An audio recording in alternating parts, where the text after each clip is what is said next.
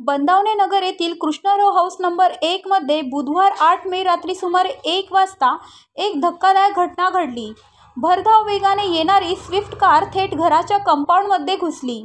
या अपघातात घराच्या गॅलरीत उभी असलेली इंडिका कार व घराच्या भिंतींचे मोठे नुकसान झाले आहे। स्विफ्ट क्रमांक MH15G4282 ही चारचाकी गाडी त्रिमूर्ती चौकाकडून कामठवाडी दिशेने जात असताना चालकाचे गाडीवरील नियंत्रण सुटल्यामुळे ती थेट घराच्या भिंतीला धडकून गॅलरीत घुसली। अपघातावेळी स्विफ्टमध्ये 4 तरुण होते।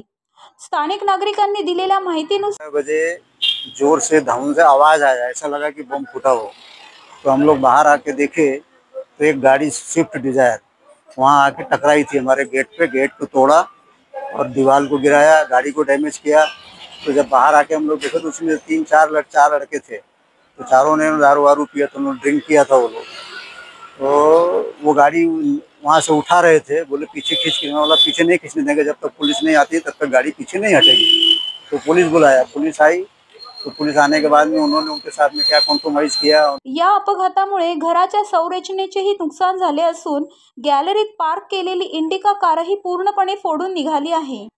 जोरदार आवाज झाल्याने परिसरातील नागरिक एकवटले आणि पोलीस नियंत्रण कक्षाला माहिती दिली। मात्र नागरिकांचा आरोप आहे की पोलीस घटनास्थळी पोहोचले असले तरी त्यांनी कोणतीही ठोस कारवाई केली नाही।